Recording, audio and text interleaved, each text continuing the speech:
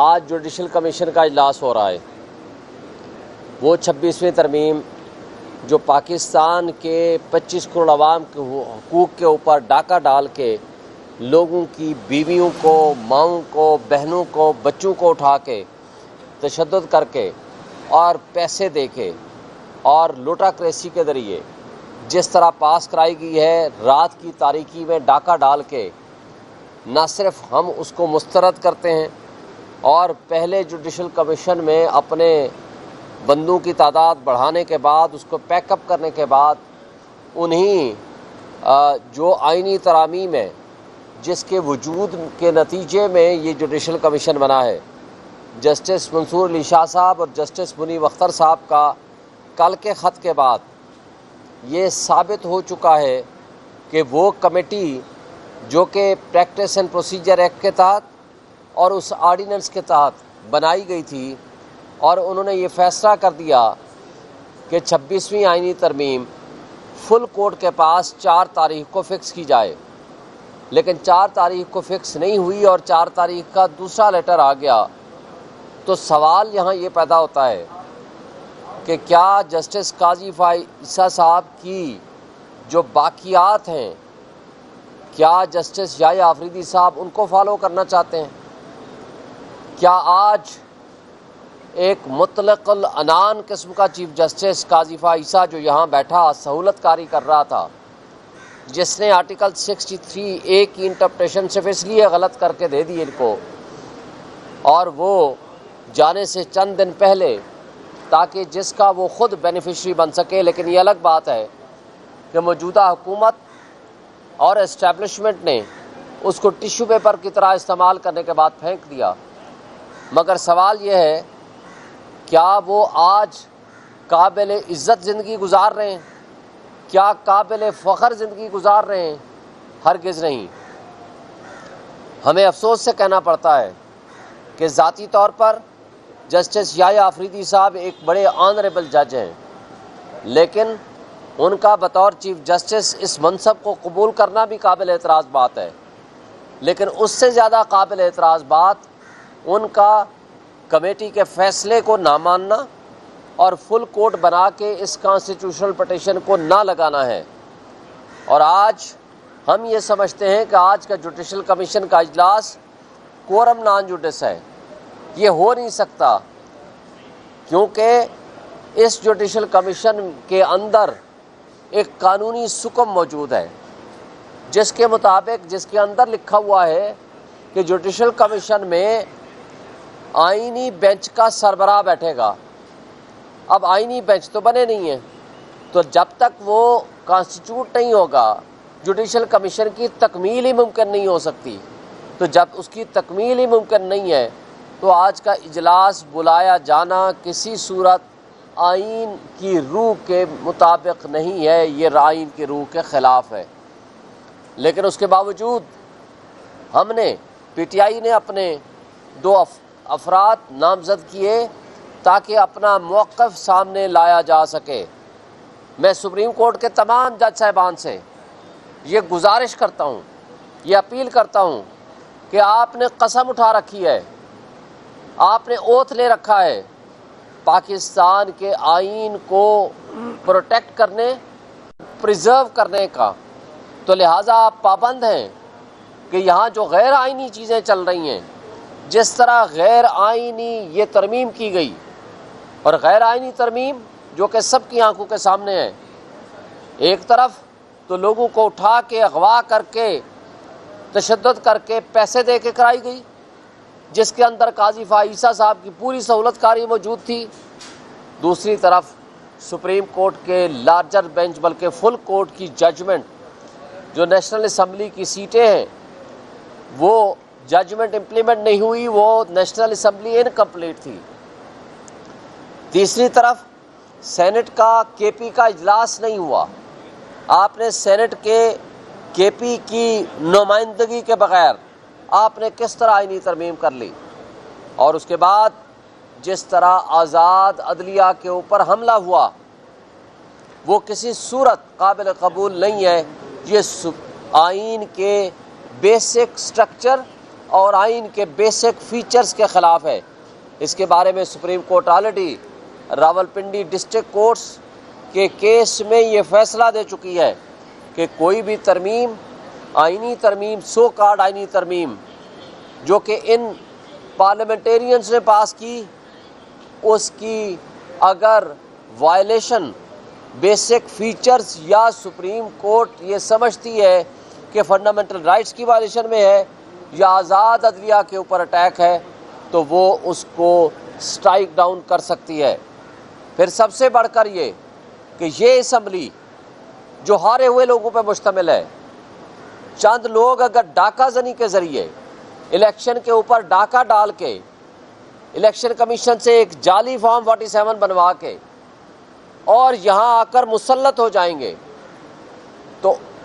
Parliament کے اندر بیٹھا ہوا ڈاکو ہو یا کچے کے اندر بیٹھا ہوا ڈاکو، ان میں کوئی فرق نہیں ہے۔ کچے کا ڈاکو کسی ایک شخص کو لوٹتا ہے،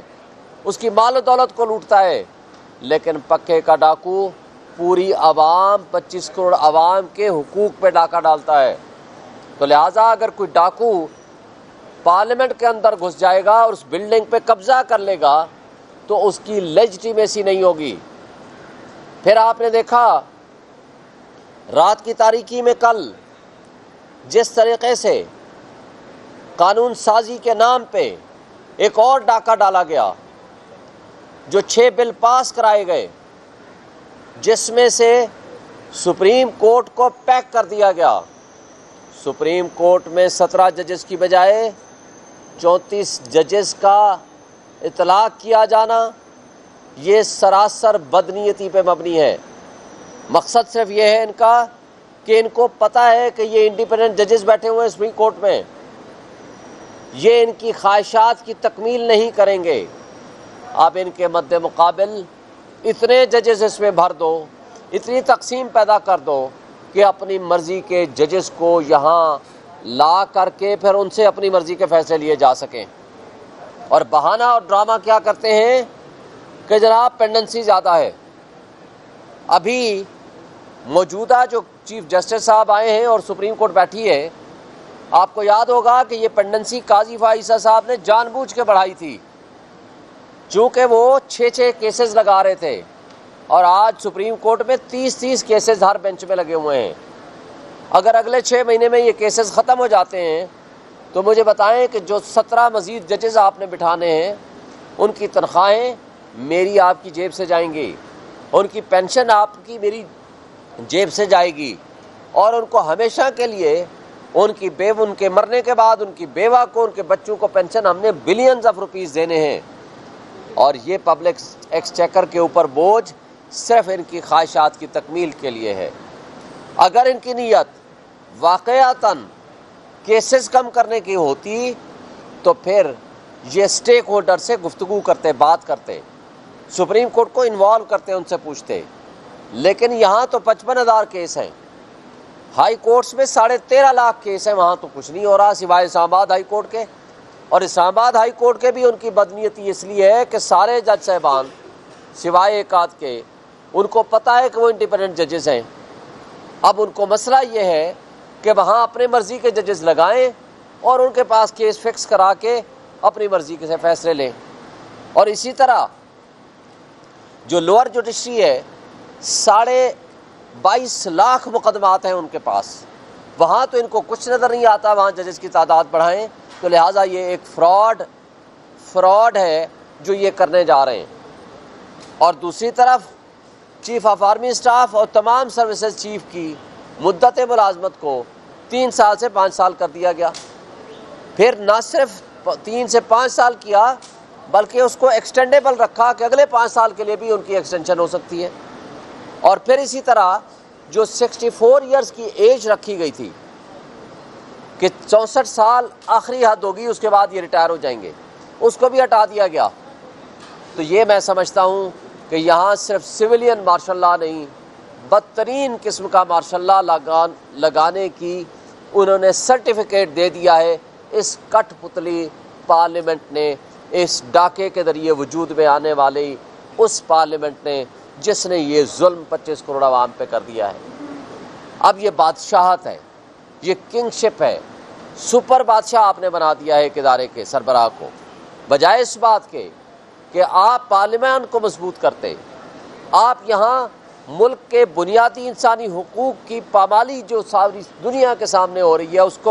اس کے لیے کوئی آواز اٹھاتے، جو یہاا جمہوریت کا مطلب حق حکمرانی عوام کا ہونا چاہیے ان کو دینے کی بجائے آپ نے یہاں اپنے آپ کو کٹ پتلی ثابت کیا۔ نہ صرف آپ ہیں بلکہ آپ نے یہ ثابت کیا ہے۔ تو ہم سمجھتے ہیں کہ ان حرکتوں سے کبھی بھی نہ آپ اقتدار میں زیادہ دیر رہ سکیں گے اور نہ ہی عوام آپ کو اس کو قبول کرے گی۔ آخری جو انصاف کا فورم باقی بچ گیا ہے، آج یہ کٹ پتلی ان کے اوپر حملہ آور ہیں، اس سپریم کورٹ کے حملہ آور ہیں تاکہ اپنے مرضی کا نظام انصاف قائم کر سکیں اور پھر ان کے ذریعے سے اپنی مرضی کے فیصلے لے سکیں۔ تو میں آپ کو وارن کرتا ہوں، اس کا نقصان سوائے انتشار کے، سوائے افراتفری کے، سوائے لوگوں کے اندر مایوسی پیدا کرنے کے کوئی فائدہ نہیں ہوگا۔ اب میں عوام سے مطالبہ کرتا ہوں کہ آپ اٹھیں، آپ اپنے حقوق کے لیے اٹھیں۔ آپ کا حق ہے کہ حق حکمرانی آپ کے پاس ہونا چاہیے، آپ اٹھیں اس کو حاصل کریں۔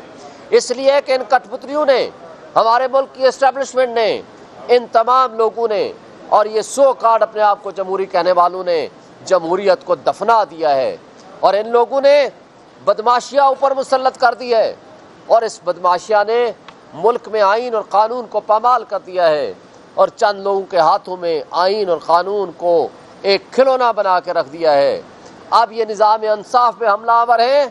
اور انصاف کے نظام کو اپنی باندھی بنانا چاہتے ہیں، اور یہ جو ظلم ہوگا اس کے نتیجے میں کیا ہوگا؟ خانہ جنگی ہوگی، اس کے نتیجے میں موب جسٹس سسٹم ایوالو ہوگا، اور اس کے نتیجے میں انقلاب آئے گا جو ان کے نہ اپنے گھر محفوظ ہوں گے لیکن نقصان ملک کا ہوگا۔ یہ لوگ تو ہیلی کاپٹرز اٹھائیں گے، ملک سے باہر بھاگ جائیں گے، لیکن میں عوام کو کہہ رہا ہوں اپنے حقوق کے لیے نکلیں اور اٹھ کھڑے ہوں۔ ابھی مجھے بتائیں، یہ آج سے 1 مہینہ پہلے جب انتظار پنجوتا نے عمران خان کے فوکل پرسن نے جس وقت یہ کہا کہ جی میں کنٹیمپٹ آف کورٹ فائل کر دی کہ میں صبح پیش ہوں گا کنٹیمپٹ آف کورٹ توہین عدالت کے لیے کہ عمران خان کی ملاقاتوں پہ پابندی، بجلی بند، ان کی ایکسرسائز بند، باہر کوئی نہیں نکال سکتے، کوئی ملاقات نہیں ہو سکتی، تو اس کو شام کو اٹھا لیا گیا، اس سے اسلام آباد سے اٹھایا گیا۔ مجھے بتا دیں کدھر ہے CCTV کیمرے؟ اٹارنی جنرل صاحب نے آ کر کہا کہ جی 24 گھنٹے میں رہا ہو جائے گا، ٹریس ہو چکا ہے۔ پھر آپ نے جو اٹک میں ڈرامہ دیکھا، وہ جو پولیس ڈرامہ کر رہی ہے، وہ پوچھتا ہے پولیس والا کہ تمہارا نام کیا ہے؟ وہ ہے انتظار، وہ آگے سے خود کہتا ہے جی انتظار حسین صاحب ہیں۔ تو کیسے اس کو پتہ چل گیا تھا؟ یہ سارے ڈرامے بند کریں، اس ملک کو قانون اور آئین کے مطابق چلنے دیں، اس کو معیار مت بنائیں۔ آپ جب تک ملک میں رول آف لا قائم نہیں کریں گے، جب تک ملک میں جمہوریت قائم نہیں کریں گے، تو اسی طرح جو آج بلومبرگ کی رپورٹ آئی ہے، آپ کو پتہ ہے سارے دوستوں کو، آپ کا جو ٹیلنٹ ہے، آپ کا جو پڑھا لکھا نوجوان ہے، یا وہ ملک چھوڑ کے چلا گیا ہے یا وہ ملک چھوڑ کے بھاگنا چاہتا ہے، اور آپ کا سرمایہ کار آپ کا پیسہ یہاں سے لے کے ملک سے باہر بھاگ رہا ہے۔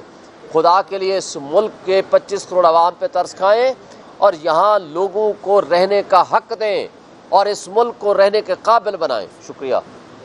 جی سوال تھا آپ کا۔ اچھا شیخ شاہین صاحب یہ بتائے گا کہ آج جو جوڈیشل کمیشن کا اجلاس ہو رہا ہے اس میں کیا پاکستان تحریک انصاف شامل ہوگی، اور اگر شامل ہوتی ہے تو پھر عمران خان کا جو بیانیہ تھا 26ویں آئینی ترمیم کے اوپر کہ ہم اسے نہیں مانتے، تو اس کو ایکسیپٹ کرنے کے مطابق نہیں؟ دیکھیں، ہم آپ کو ایک بات بتانا چاہتے ہیں، ہم آج اس لیے شامل ہو رہے ہیں کہ وہاں ہم اپنا آبجیکشن ریز کر سکیں۔ آپ کا سوال دوسرا ہوگا کہ پھر ہم پارلیمانی پارٹی میں کمیٹی میں کیوں نہیں بیٹھے تھے جو چیف جسٹس کی تعیناتی کر رہی تھی؟ دیکھیں، پارلیمانی کمیٹی کے اندر ہمارے 3 ووٹ تھے اور وہاں 3/4 میجارٹی سے فیصلہ ہونا تھا۔ 8 بندے گورنمنٹ کے، پیپلز پارٹی اور MQM اور مسلم لیگ نون کے آلریڈی بیٹھے ہوئے تھے، فیصلہ ان کے ہاتھ میں تھا، انہوں نے کیا۔ کامران مرتضیٰ گیا، اس نے آبجیکشن کیا، کیا ہوا؟ وہ آلریڈی فیصلہ کر چکے تھے، تو ہم نے اس کو نہیں قبول کیا کہ ہم نہیں جائیں گے۔ لیکن ہم اس میں انڈر پروٹیسٹ بیٹھ رہے ہیں، انڈر پروٹیسٹ اس لیے بیٹھ رہے ہیں کہ ہم سپریم کورٹ کے ججز کا بھی ضمیر جگانا چاہتے ہیں کہ آپ کی بھی ذمہ داری ہے، ہماری بھی ذمہ داری ہے کہ ہم اس ملک میں ہونے والے اس ظلم کو روک سکیں۔ اگر ہم کوئی اپنا رول ادا کر سکتے ہیں تو اس لیے ہم نے اپنے نمائندے بھیجے ہیں اور انشاءاللہ وہ پوری طرح بھرپور نمائندگی کریں گے. اور میں یہ سمجھتا ہوں کہ سپریم کورٹ کے ججز کو اور